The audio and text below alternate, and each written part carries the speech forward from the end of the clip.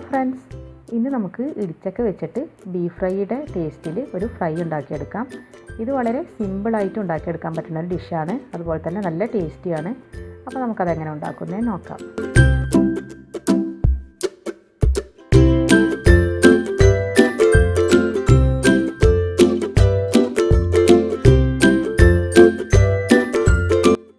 ഞാനിപ്പോൾ ഇവിടെ എടുത്തിട്ടുള്ളത് ഒരു ചെറിയ സൈസ് ഇടിച്ചക്കയാണ്. ഇത് മുറിച്ച് അതിൻ്റെ വളഞ്ഞ് അല്ലെങ്കിൽ ചക്കപ്പാശ എന്നൊക്കെ പറയും, അതൊരു ടിഷ്യൂ വെച്ചിട്ടോ അല്ലെങ്കിൽ ഒരു പേപ്പർ വെച്ചിട്ടോ നന്നായിട്ടൊന്ന് തുടച്ച് കളയും.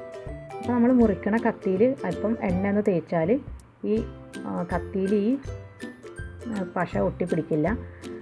പിന്നെ അത് ഒരു ചതുര കഷ്ണങ്ങളായിട്ടാണ് നമുക്ക് മുറിച്ചെടുക്കേണ്ടത്. ഏകദേശം ഒരു ബീഫിൻ്റെ സൈസിൽ മുറിച്ചെടുക്കാം.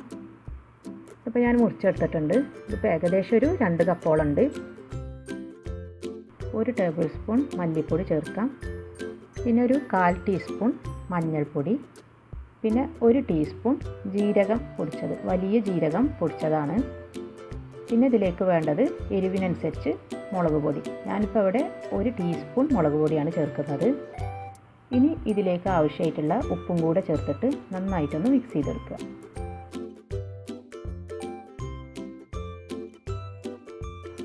ഇത് മിക്സ് ചെയ്തതിന് ശേഷം ഒരു പാനിലേക്ക് ഇട്ട് ഒരല്പം വെള്ളം ഒഴിക്കുക.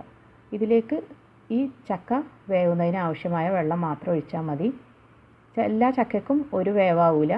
അപ്പോൾ അതിനനുസരിച്ച് വെള്ളം ഒഴിച്ചിട്ട് വേണം നമ്മളിത് വേവിച്ചെടുക്കാനായിട്ട്. അതിപ്പോൾ നന്നായിട്ട് വേവായിട്ടുണ്ട്. വെള്ളമെല്ലാം വറ്റിച്ചെടുത്തിട്ടുണ്ട്. ഇനി നമുക്ക് വേറൊരു പാന് ചൂടാക്കിയെടുക്കാം.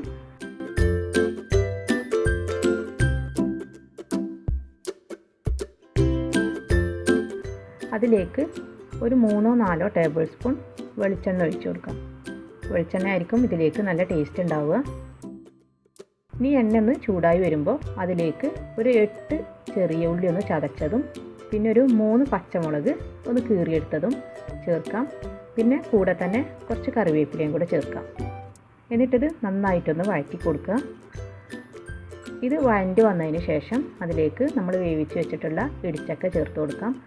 എന്നിട്ട് ലോ ഫ്ലെയിമിൽ ഒരു അരമണിക്കൂർ നേരം നമുക്കിത് ഒന്ന് ഫ്രൈ ചെയ്തെടുക്കാം. അപ്പോൾ അതൊരു അരമണിക്കൂർ ലോ ഫ്ലെയിമിൽ കിടക്കട്ടെ. ഇടയ്ക്കിടയ്ക്ക് വന്നിട്ട് നമുക്കിതൊന്ന് ഇളക്കി കൊടുത്താൽ മതി. ഒരു 10-20 മിനിറ്റ് കഴിയുമ്പോൾ തന്നെ ഇത് നല്ലൊരു ഡാർക്ക് ബ്രൗൺ ആയി കിട്ടും. ഇനി അടിക്ക് പിടിക്കുകയാണ് തോന്നുകയാണെങ്കിൽ ഒരിത്തിരിയും കൂടെ വെളിച്ചെണ്ണ ഒഴിച്ച് കൊടുത്താൽ മതി. എന്നിട്ടൊരു ബീഫ് ഫ്രൈ ചെയ്തെടുക്കുന്നത് പോലെ നമുക്കിത് ഫ്രൈ ചെയ്തെടുക്കണം. അപ്പോൾ തന്നെ നല്ല പുറം ഭാഗം കുറച്ച് ക്രിസ്പി ആയിട്ടും ഉള്ളിൽ നല്ല സോഫ്റ്റ് ആയിട്ടുള്ളൊരു ചക്കയാണ് നമുക്ക് കിട്ടുക, ബീഫിൻ്റെ അതേ രുചിയിൽ. അപ്പോൾ എല്ലാവരും ഇതൊന്ന് ട്രൈ ചെയ്ത് നോക്കിയിട്ട് ഫീഡ്ബാക്ക് തന്നെ അറിയിക്കുക. ഇനി അടുത്ത ഈസി ആയിട്ടും അതുപോലെ തന്നെ നല്ല ടേസ്റ്റി ആയിട്ടുള്ള റെസിപ്പീസുമായി വരുന്നത് വരെ താങ്ക് യു.